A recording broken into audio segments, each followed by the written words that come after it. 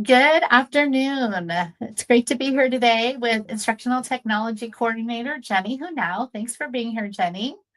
You're welcome. Hi, Kelly. Hi, I'm Kelly Hilton, Director of Technology with the San Ramon Valley Unified School District. And Jenny and I are here to talk a little bit about a very popular topic in education called AI. Anyone heard about it out there? Anybody talking about AI in their school districts? I know we have been quite a bit. And what we want to talk about today is just practical stories from the classroom and some lessons that we've learned, just in an effort, number one, to reflect on as an organization on where we are so far and what we're learning, but also to highlight some of the incredible things that are working and some challenges that we faced as well. So AI is basically in the classrooms. It's everybody's having conversations about it, and choosing the right tools is still a big part of the conversation, making sure that the tools are safe to use and making sure that there actually is an impact on learning. So, before we get started today, Jenny and I want to share with you how this project came to be. Last spring, she and I were granted a little bit of seed money for a tech grant to purchase some software that we thought might have an impact on AI. So we did some shopping, and we went and looked at a lot of different tools that are available, and we worked with a product and designed something that we're calling the research project, because we didn't want to pilot the tool. The reason we did it in this way is because a lot of times in education, when you use the term pilot, it assumes that we're going to go purchase an ed tech tool or a curriculum. It's usually used in the curriculum department, and we're going to have it for a period of time. But everything in AI is rapidly changing so quickly. So when we went shopping for a tool, we were looking for something that our we were hoping our staff members who had access to it would enjoy for student and teacher use. But also, we wanted to collect some data on the impact of the use of that tool. So, Jenny, talk to us a little bit about the project that you designed, the research project, and what you decided to do. Yeah, thank you. Um, well, I appreciate that you're, explaining why it's a research project because we've had all these, we go to all the webinars and we see all of the promise that AI has to personalize instruction and to provide every student with, an individualized pathway to learning. And so we really wanted to just explore those ideas and see if the promises of AI were actually possible using an AI tool in our classrooms. And so the way that we structured it is we put out kind of an all call to our staff. We were trying to focus primarily on English language subjects just because we know those teachers are the most impacted with AI. And we did have a few of our English teachers participate in the research, but we put out this all call, and basically what we got was about initially we had around 80 teachers that wanted to participate, and they were from grades 4 to grades 12. And so not everybody was able to fully participate, but we did have about 60 people that completed the entire research project with us. And the way that we did it was we did 1 hour training where they got an opportunity to see school AI, see the different ways that they could use the tool, kind of think about how they might use it in their classrooms.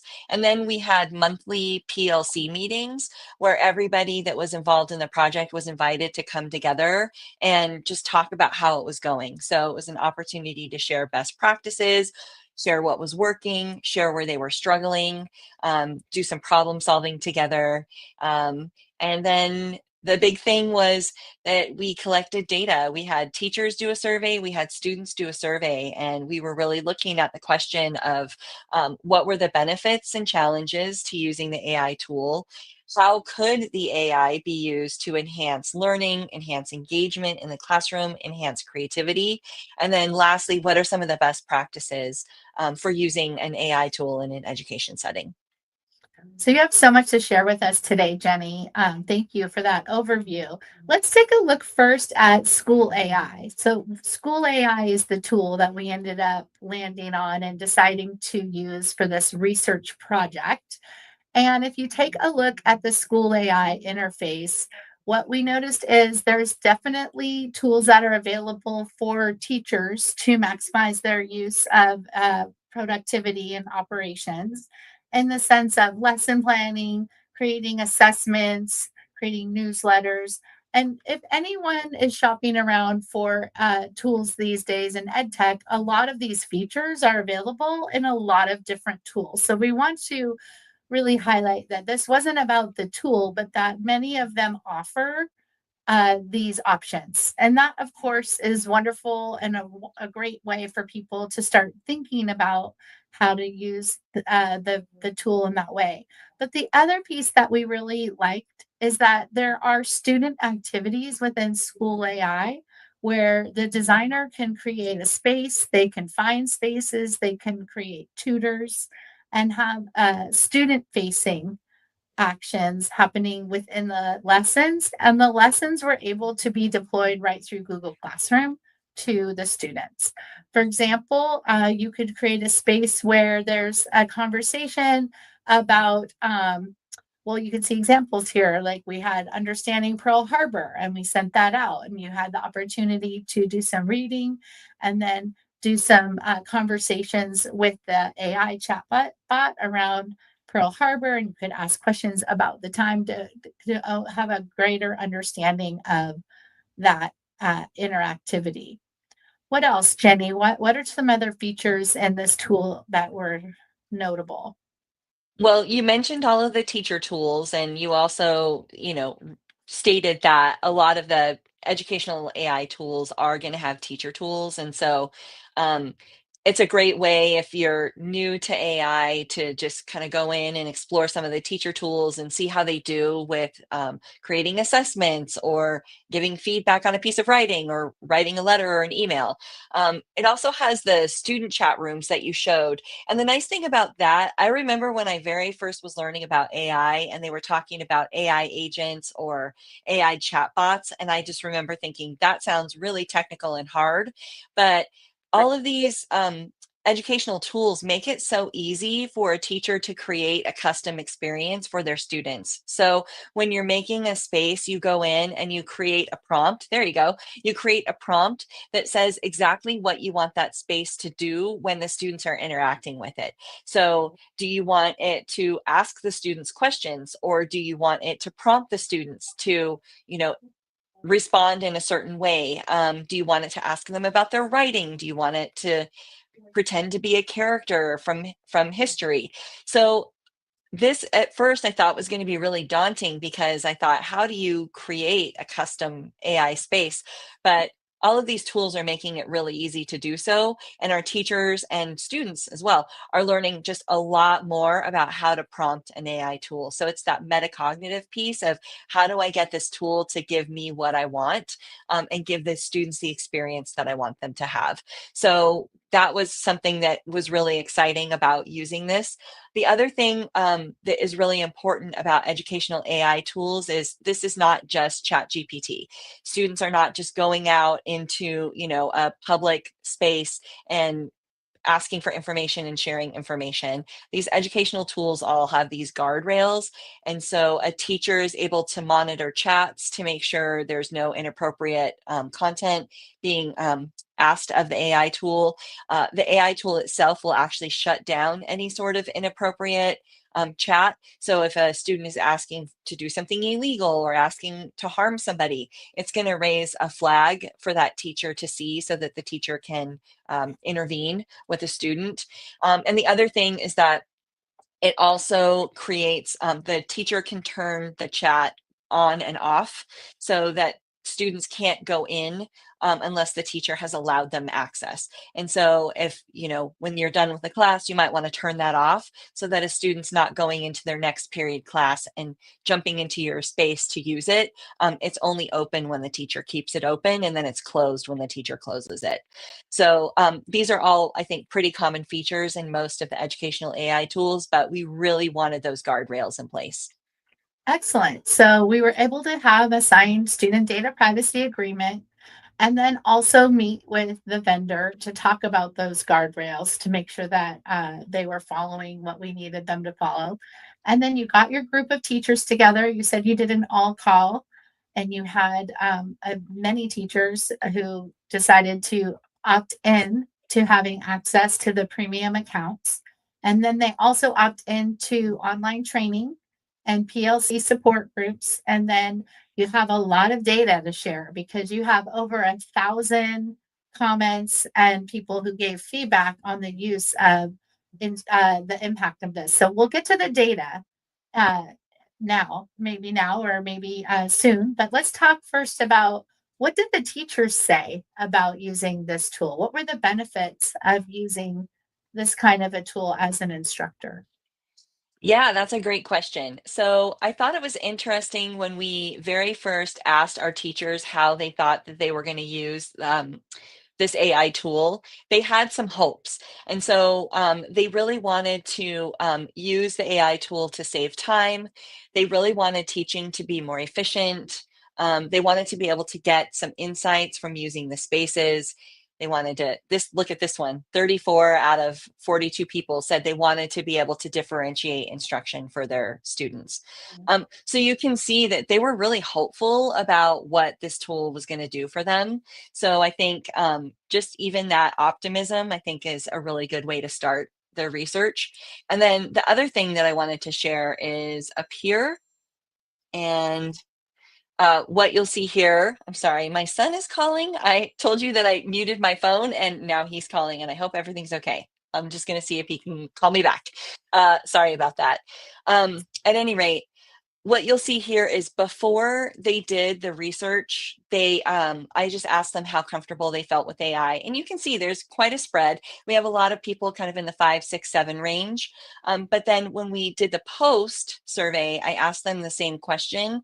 And just from the fact that they were able to use it for about 5 months during the school year, their comfort level with using AI increased a lot, right? So we see this big shift where most of our people now are kind of in the 7, 8 range, with a few people at 10. We still had a few people that felt not as comfortable, but for the majority of our users, they really did shift to feeling more comfortable with AI. Mhm. Um, yeah. I think that's so important in order for us to think about how to change our pedagogy and lesson design. We have to understand how this tool works as an educator as well. So, if you're just getting started on your AI journey, I think that's the best place to start thinking about how will this work for me? And then what kind of skills am I developing in order to utilize this tool and how does that fit into the skills that I am helping students to develop? Because ultimately, our kids are going to be utilizing tools like this, and most likely in their future careers, and also in their future time in education, depending on all the ages and grades. There's a question from one of our live viewers, and thank you, Sarah Thomas, for joining us. She wants to know how did it work in elementary grades, and we're going to kind of dive into that next. Like, what were the benefits of students? The study, Sarah, took about 5 months. They had 5 months of utilizing the tool, and then the teacher training was embedded within that as well. So there was that learning curve of students and teachers learning the tool. How did it work in elementary grades, Jenny? Well, the data that's shown right now doesn't really reflect just elementary, but I can speak to elementary school. This is all of our respondents. We had over 1,100 students respond to our end of the year survey. So we really had a pretty big study here, with a lot of our students. And you can see in general, our students, the most commonly chosen answer when we ask them, what ways did you use AI in your class? The number one answer was to get feedback on my thinking or writing. And so that was literally happening in our 4th grade through our 12th grade. The way that the teachers were structuring instruction, students really were getting an opportunity to have a thought partner, engage with new ideas, really bounce their thinking off of a tool and get feedback on it. So in our elementary classes, our elementary teachers were incredibly creative with how much they used it and the ways that they used it. So we saw them creating historical figures for the students to interact with. We saw them putting the kids in a scenario where, like, now you are a pioneer and you're part of the gold rush. And so you're moving from the Midwest to California to search for gold. Like, interact with this AI tool in order to understand more about the experience of what that was like for a pioneer. They definitely got feedback on writing. They got feedback on SMART goals. So they were having these conversations with the chatbot where, they would say, I want to set an academic goal or a behavior goal for myself this year. And the tool would ask them specific questions. Well, what are you struggling with? And what do you think might be a good thing for you to learn? And then they would go back to it repeatedly and engage in deeper conversations around their goals and how they were growing. So our elementary teachers really, because I think because they have so much more autonomy in their classroom, they're not, they're able to pull in the content from wherever they want, in terms of, like, I can teach about AI and that's fulfilling a lot of standards. They were really able to get creative with how they used it.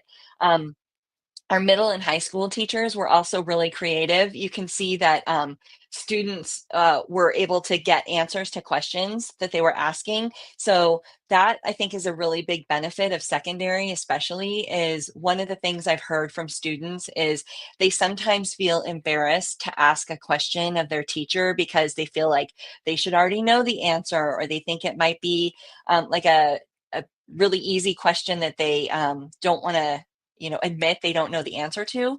And so a lot of them said, I just like that I can go in and ask a question and I don't have to feel embarrassed about the question that I'm asking. So You know what's exciting we about saw this that. to me? I mean, what's so exciting about what you're sharing is I feel like you're changing the conversation right now. For many people in education talking about AI, the conversation is students using it just to do their work for them, to press some sort of easy button and get out of like growing their thinking. However, what based on the questions that you asked and the use that you're sharing, I love that the most popular way that they used it was to get feedback on their thinking. Feedback is known to be really like one of the top 5 ways to grow in any endeavor. So when you're learning to learn, you really need feedback on whatever it is that you're doing in order to get better at it.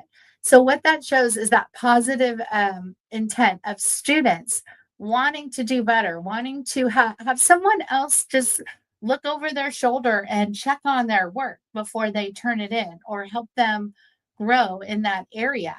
And really, feedback is more like feed forward. If you've ever, looked at it in that way, or there's a book on that called that impact of feedback helps you grow forward, helps you improve whatever skill it is that you're doing. So it's really less about assigning points, getting likes, a grade for something, and it's more about having a thought partner in that sense. I mean, even the second category that you talked about with asking questions, think about that in the way that both of those categories, asking questions and feedback, is giving students access to someone like a teacher. Now, I understand that it does not replace the teacher, number one. And we also have to be cautious of what is being said to our students through any AI chatbot. But, when it comes to what we're seeing so far, that's why the monitoring tools are in place and you can see what's being said as Yeah. well. Yeah. Kelly, to your point too about feedback, this is the teacher survey. And so I wanted to get some quantitative data. I didn't want it to just be the quality of the using the tool, but can we count?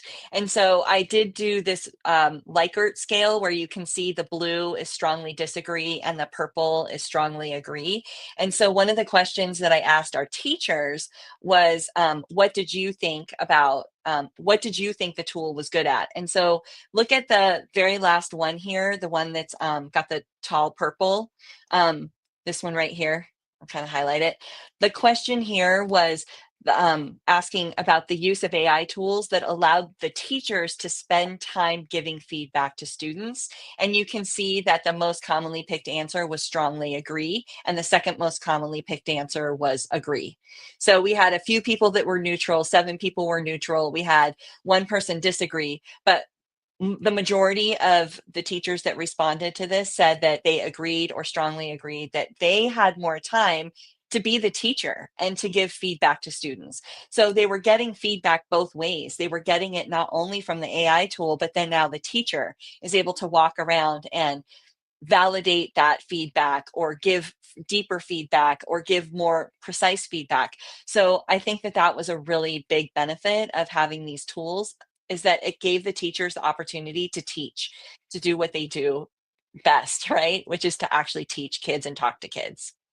So what does that look like in the classroom? Do you have any examples of like what that might look like if a teacher wants to shift their instructional design with that? One of the things, this is kind of like a little bit of the two sides of the coin, right? So one of the things that AI tools are known for is kind of being a little verbose. They have a lot to say. They have all the words. And so when an AI tool is giving a student feedback, one of the benefits is they're getting lots of copious feedback, right? A teacher can put in, here's the prompt, here's the rubric, here's what my students are really struggling with. Please give them feedback on their paper based on the rubric and the challenges that the students are having with writing.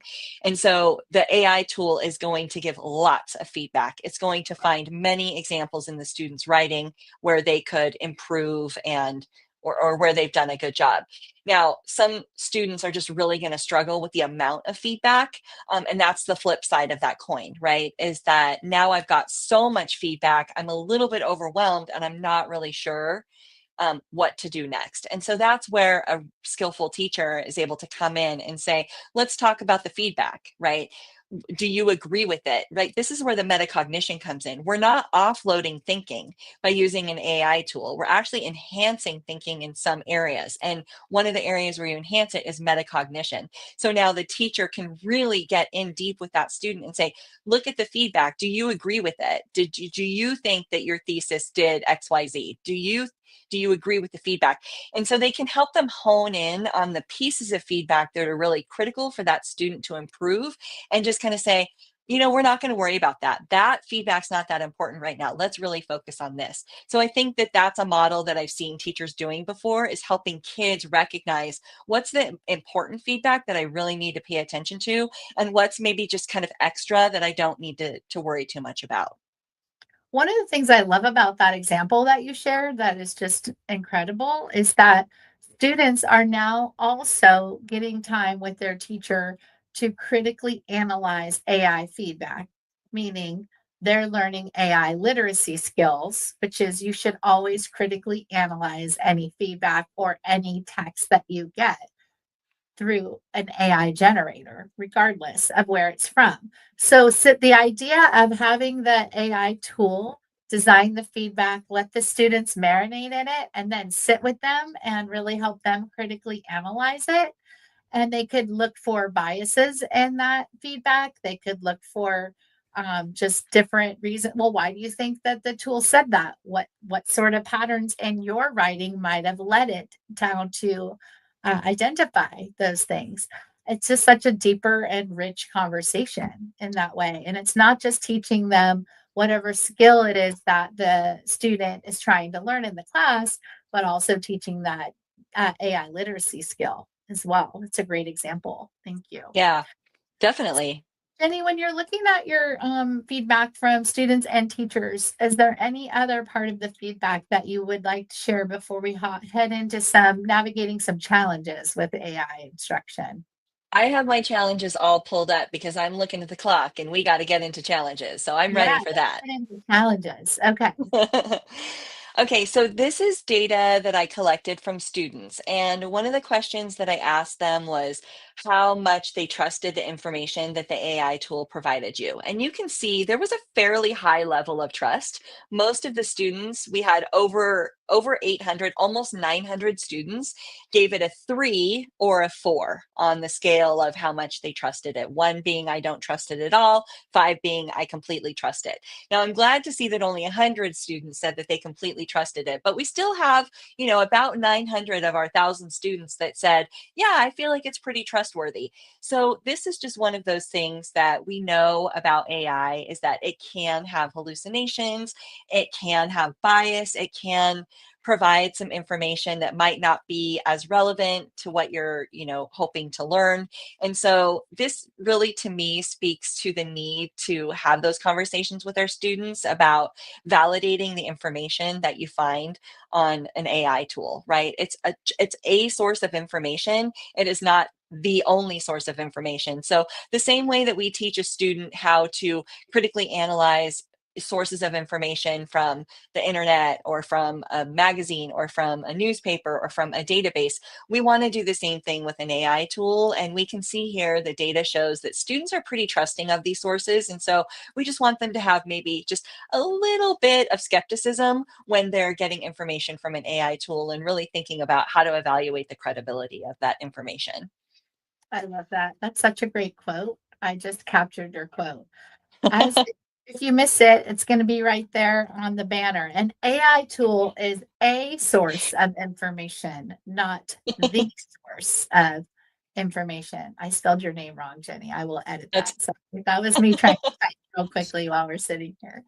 Most people spell my That name was wrong. It's brilliant. okay. That was brilliant. I loved it. Okay. So, what else did you see as some challenges or thinking about reflections here? Yeah, I was really happy to see that, many students said that their teacher helped them learn how to use AI safely. We still had about 300 students that said, not really. And so, again, it just speaks to kind of like where we are right now with how quickly AI is advancing. Whether a student is using the AI tool that you've provided them in the classroom or not, we still want them to kind of have an understanding of how to safely use any sort of digital tool. And so whether they're using an educational product or they're going home and using, a freely available product, we want them to kind of, again, know how to use it safely so that they're not giving up loads of their own private data to an AI tool. So just something to kind of note, that we do want teachers to be having conversations with students about what's your digital footprint, how do you protect your privacy? And so I think this question kind of speaks to that need. That's excellent. Thank you. So when it Um, comes to that, with those navigating challenges, like what are some of the best practices that kind of came out of these reflections? yeah, I'm going to stop sharing my screen. Mhm. Um, So what our teachers said, so we really were lucky that we had just a highly engaged group of teachers coming in to do this research project with us. And in our very last meeting, we looked at the data together and we kind of talked about what does this data mean for us as an organization going forward, right? Our goal was to see, can AI personalize instruction? Can AI help students be more creative? Does it help engage students more?